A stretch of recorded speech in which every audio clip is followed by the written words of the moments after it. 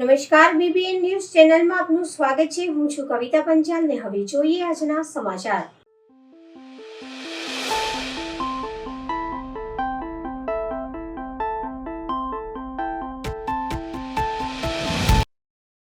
આજરોજ પાદરા તાલુકાના પાવડા ગામે મહાદેવના મંદિરે મહાશિવરાત્રિની ઉજવણી ખૂબ જ મોટી સંખ્યામાં ભાવિ ભક્તો ઉમટી પડ્યા હતા તેમજ મહાપ્રસાદીનો સૌ કોઈએ લાભ લીધો હતો। મહાશિવરાત્રિનો કાર્યક્રમ પાવડા મુકામે જે થઈ રહ્યો છે એ આ પાવડા ગામના બધા કાર્યકરો બધા ભેગા થઈને સમગ્ર રીતે એકત્ર થઈને આ કાર્યક્રમ કરે એક જ લોકોનું કામ નહીં અને અમે આ વર્ષોથી આ કાર્યક્રમ કરતા આવ્યા છે।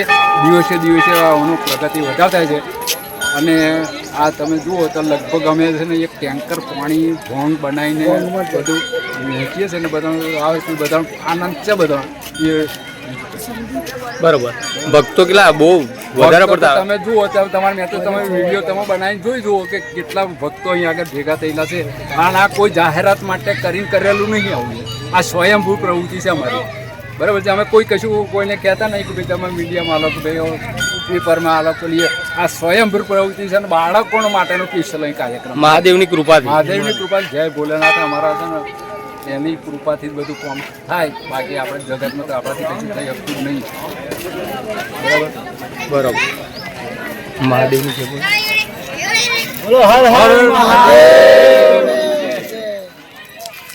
ના બધું આ શિવ પરિવાર બનાવેલો છે। શિવ પરિવારથી આ બધું કામગીરી થાય છે। શિવ પરિવારમાં તમે બધા જ આવી ગયા હું આવી ગયો તમે આવી ગયા શિવ પરિવારનો જ આ કાર્યક્રમ છે એના લીધે આ કાર્યક્રમ થાય છે। તમે જુઓ લાઈન જુઓ બરાબર એટલે ભગવાનની દયાથી બહુ જબરદસ્ત કામકાજ ચાલુ છે ને આવો નવો બધો સહકાર લોકોનો મળતો રહે એ તમારી ભાવના। જય હર હર મહાદેવ જય જય।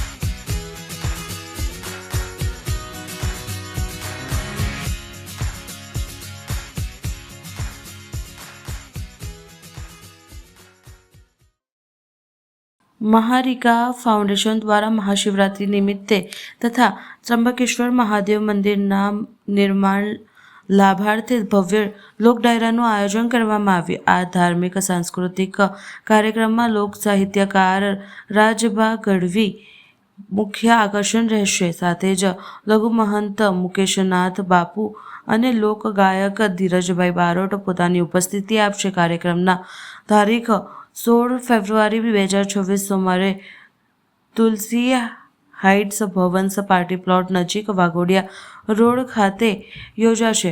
મહારિકા ફાઉન્ડેશનના આ આયોજનમાં મોટી સંખ્યામાં ભક્તો અને શહેરજનોને ઉપસ્થિત રહેવા આમંત્રણ પાઠવવામાં આવ્યું છે. અમારા નમણા કરને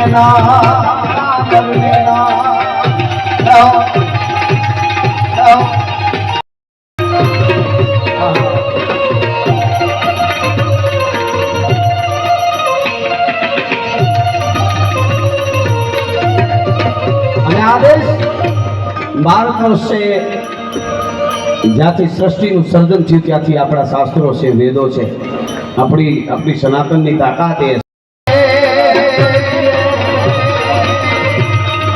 અમારા નમણા કરને અમારા નમણા કરને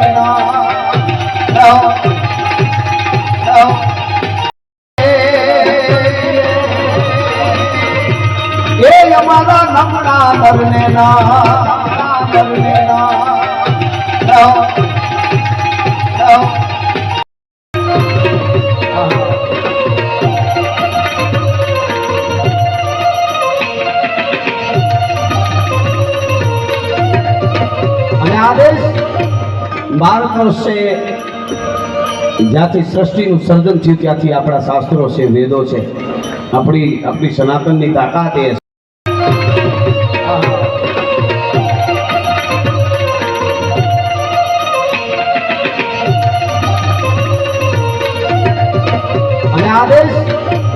12 વર્ષે જ્યાંથી સૃષ્ટિનું સર્જન થયું ત્યાંથી આપણા શાસ્ત્રો છે, વેદો છે, આપણી સનાતનની તાકાત સાહેબ મહારિકા ફાઉન્ડેશન દ્વારા હર મહાશિવરાત્રિના દિવસે કોઈપણ લોકગાયકનું આ સંસ્કારી નગરીની અંદર લોકગાયકીનું હર વખતે અમે આયોજન કરવામાં આવેલું છે.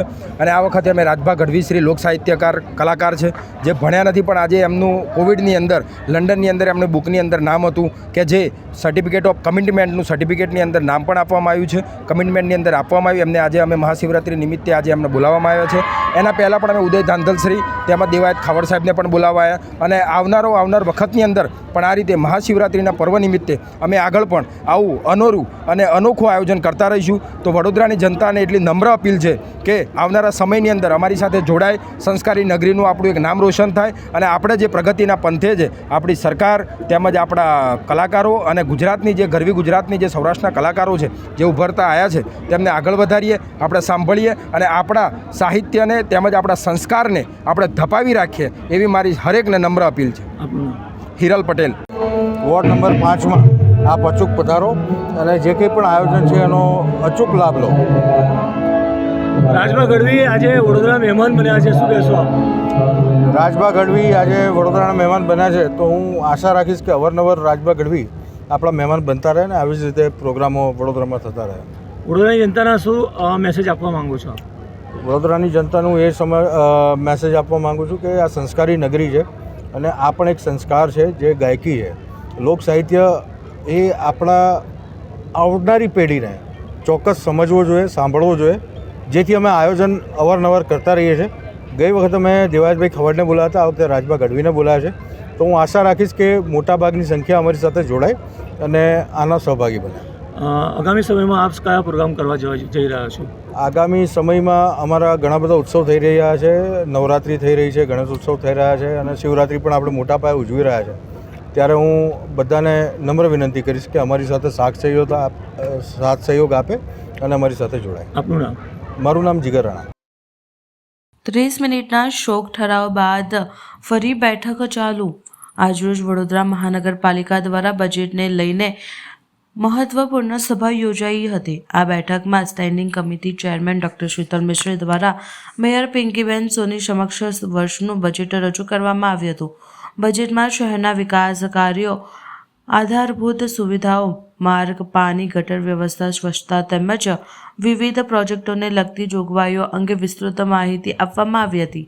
આ સભા કુલ 3 દિવસ સુધી ચાલશે, જેમાં બેઠક અંગે ચર્ચા વિચારણા, સભ્યોના સૂચના અને શહેરના અન્ય મહત્વના મુદ્દાઓ પર વિસ્તૃત ચર્ચા કરવામાં આવશે. શહેરના સર્વાંગી વિકાસને ધ્યાનમાં રાખી બજેટ પર તર્કસભર ચર્ચા કરવાની શક્યતા વ્યક્ત કરવામાં આવી છે.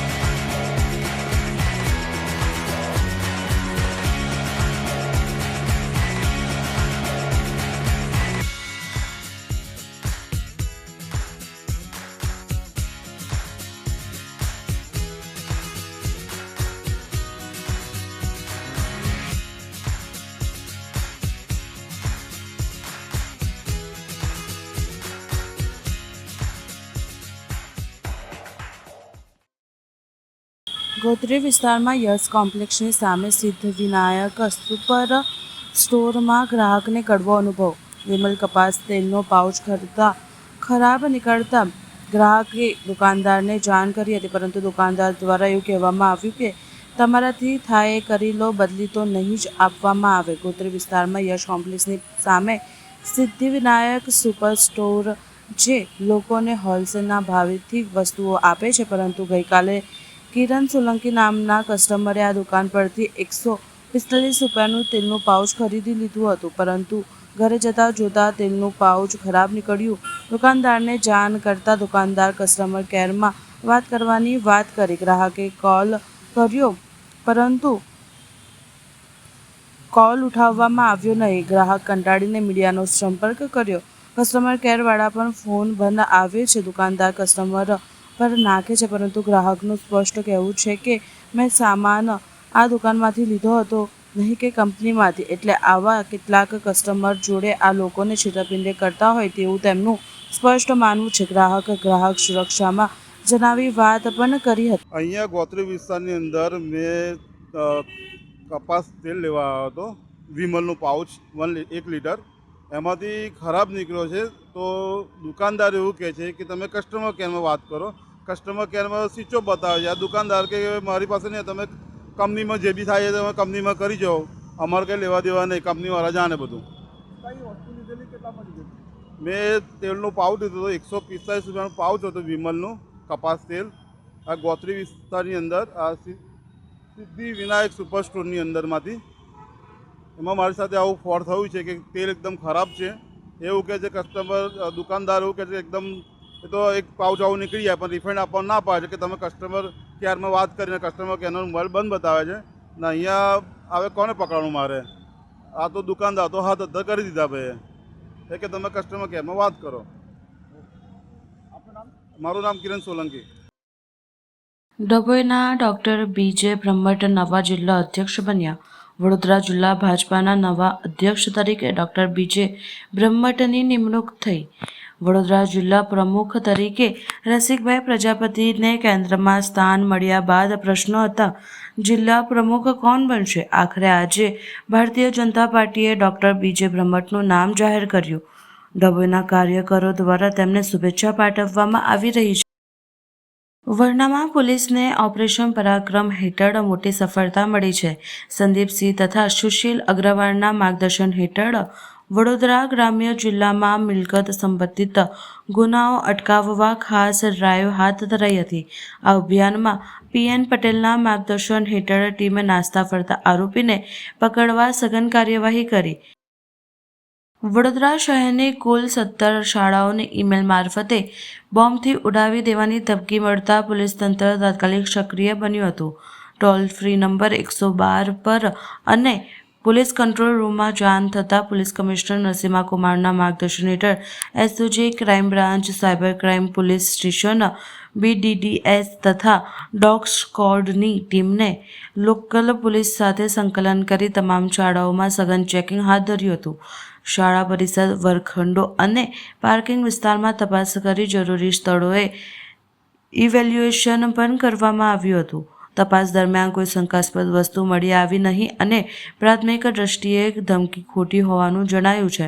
સાયબર ક્રાઇમ પોલીસ દ્વારા ઈમેલના ટેકનિકલ એનાલિસિસ અને IP ટ્રેસિંગની કાર્યવાહી શરૂ કરવામાં આવી છે. શહેરમાં કાયદો અને વ્યવસ્થા સંપૂર્ણ નિયંત્રણમાં હોવાનું પોલીસે જણાવ્યું હતું.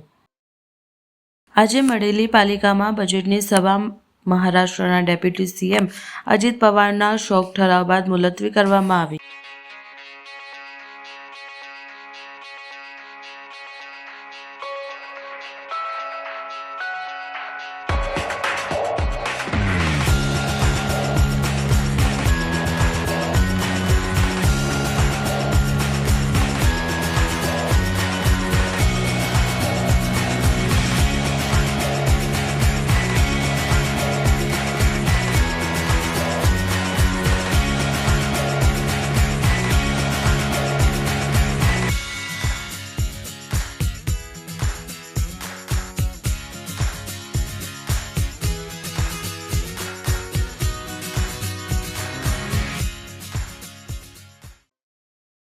ત્રીસ મિનિટના શોક ઠરાવ બાદ ફરી બેઠક ચાલુ. આજરોજ વડોદરા મહાનગરપાલિકા દ્વારા બજેટને લઈને મહત્વપૂર્ણ સભા યોજાઈ હતી. આ બેઠકમાં standing committee chairman doctor Sheetal મિશ્ર દ્વારા મેયર પિંકીબેન સોની સમક્ષ વર્ષનું બજેટ રજૂ કરવામાં આવ્યું હતું. બજેટમાં શહેરના વિકાસ કાર્યો, આધારભૂત સુવિધાઓ, માર્ગ, પાણી, ગટર વ્યવસ્થા, સ્વચ્છતા તેમજ વિવિધ પ્રોજેક્ટોને લગતી જોગવાઈઓ અંગે વિસ્તૃત માહિતી આપવામાં આવી હતી. આ સભા કુલ 3 દિવસ સુધી ચાલશે, જેમાં બેઠક અંગે ચર્ચા વિચારણા, સભ્યોના સૂચના અને શહેરના અન્ય મહત્વના મુદ્દાઓ પર વિસ્તૃત ચર્ચા કરવામાં આવશે. શહેરના સર્વાંગી વિકાસને ધ્યાનમાં રાખી બજેટ પર તર્કસભર ચર્ચા કરવાની શક્યતા વ્યક્ત કરવામાં આવી છે.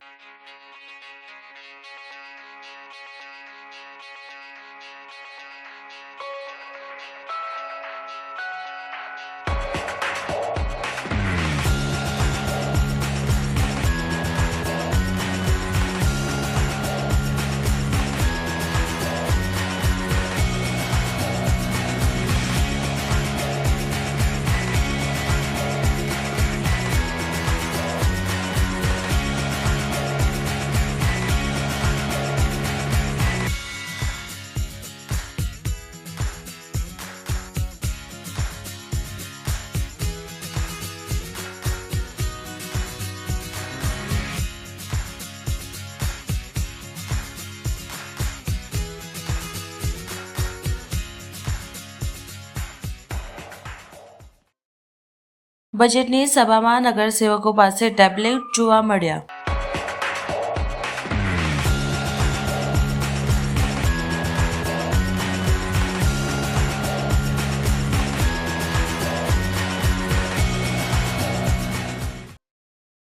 વડોદરાની નવી કોર્ટને બોમ્બથી ઉડાવી દેવાની ધમકી મળતા કોર્ટ પરિસર ખાલી કરવામાં આવ્યો. આ ધમકી મળતા પોલીસ અને સુરક્ષા એજન્સીઓએ તપાસ હાથ શરૂ કરવામાં આવી. આજ રોજ હમણાં 10 મિનિટ પહેલા ડિસ્ટ્રિક્ટ કોર્ટ રજિસ્ટ્રાર તરફથી મને સૂચના આપવામાં આવી અને ટેલિફોનિક જાણ કરવામાં આવી છે કે ડિસ્ટ્રિક્ટ કોર્ટને એક મેલ આવ્યો છે કે બોમ્બથી ઉડાવી દેવાની ધમકી મળી છે. એના અનુસંધાને સાવચેતીના પગલાંના ભાગરૂપે હું મારી ટીમ સાથે અહીંયા ઉપસ્થિત છું અને અહીંયા જે વકીલશ્રીઓ છે તેમજ પક્ષકારો છે એ લોકોને અપીલ કરું છું કે તાત્કાલિક ધોરણે પોતાના ઘર બાજુ પ્રયાણ કરે અને કોર્ટ કાર્યવાહી આજે કોર્ટ કાર્યવાહી કોઈ ચાલુ નથી રહેવાની.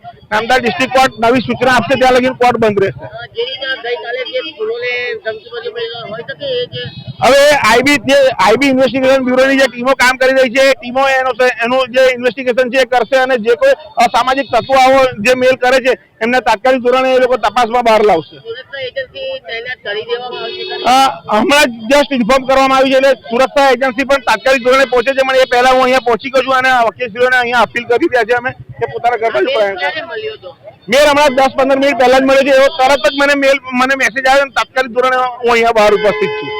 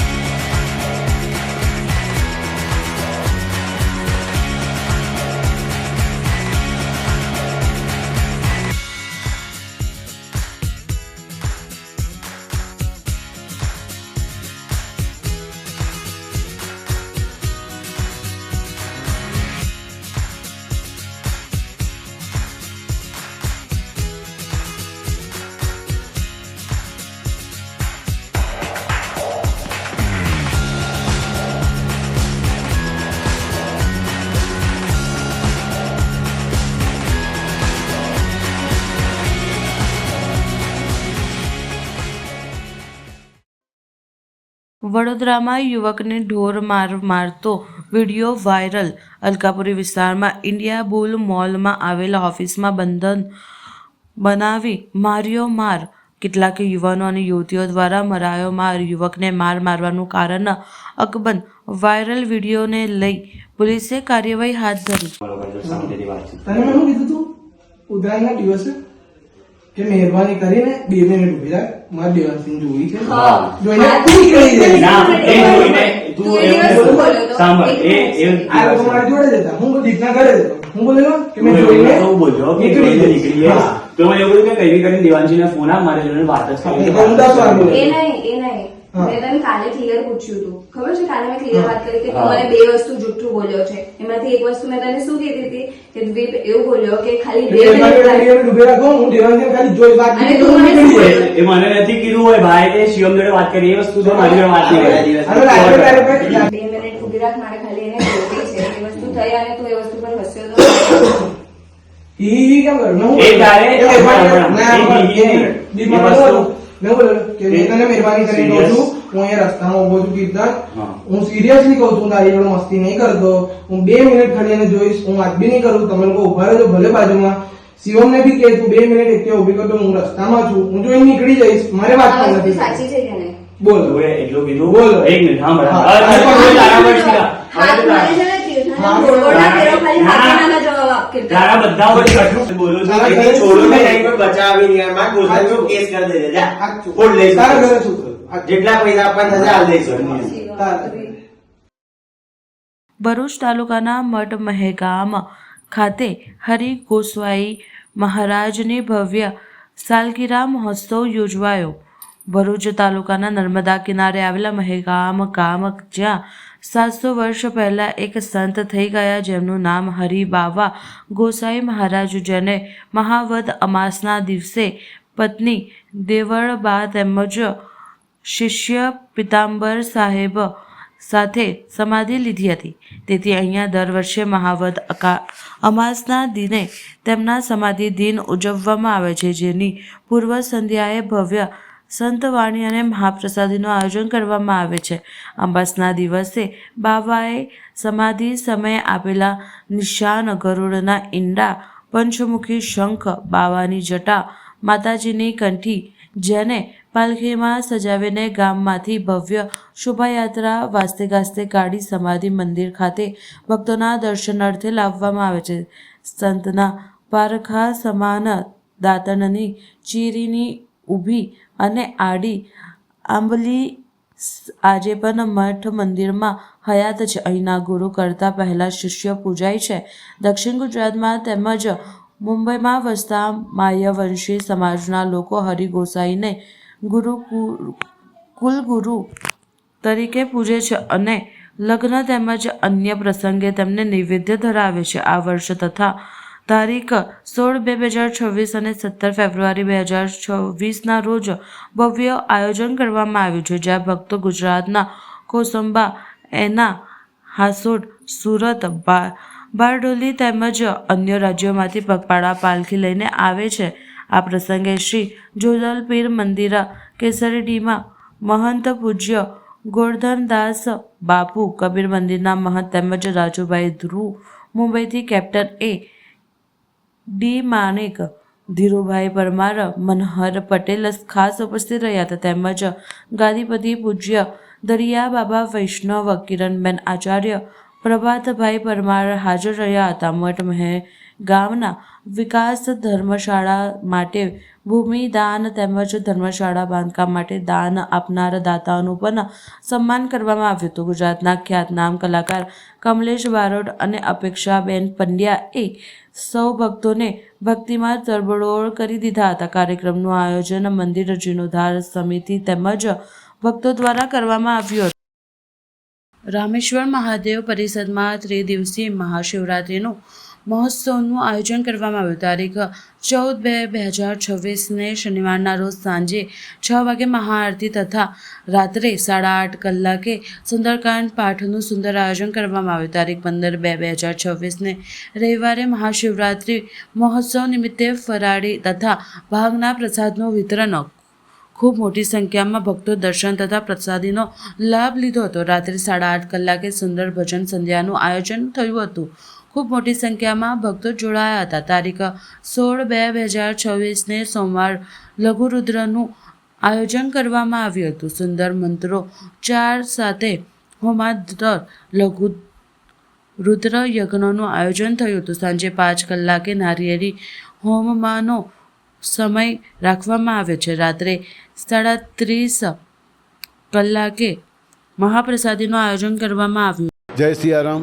રામેશ્વર સેવા સમિતિ તરફ અધિરથ કાર્ય કરવામાં એક્ટિવ છે.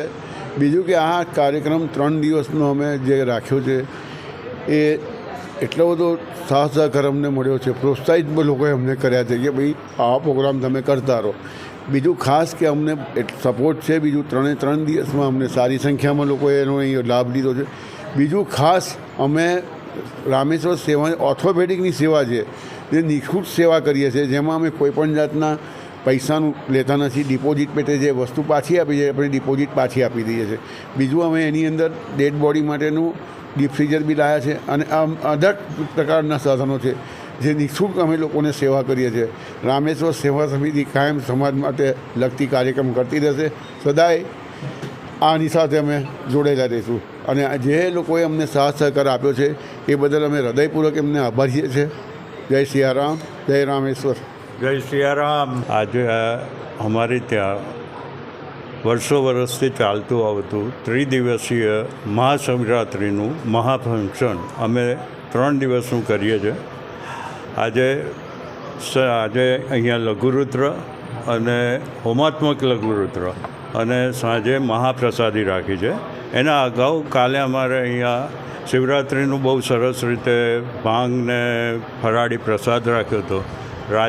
રાત્રે અમારા અનુજ એવા મનોજભાઈ જોશીની અમે ભજન સંધ્યા રાખી હતી અને એના આગલા દિવસે ખૂબ સુંદર રીતે સુંદરકાંડના પાઠ થયા હતા અને મહાઆરતી 3 દિવસે રાખી હતી. અને આમ ખૂબ ભક્તોએ અહીંયા દિલથી એક તો પૂજા એટલી કરી, અમને સાથ સહકાર એટલો બધો આપ્યો. એ બદલ ખરેખર આજુબાજુના સોસાયટીના ભક્તો અને એ બધાનો રામેશ્વર મહાદેવ સેવા સમિતિ ખૂબ ખૂબ આભાર માને છે. સમાચાર કાલે ફરી મળીશું આ સમયે આ ચેનલ પર. ત્યાં સુધી સમગ્ર BBN ન્યૂઝ ચેનલની ટીમને રજા આપશો. નમસ્કાર.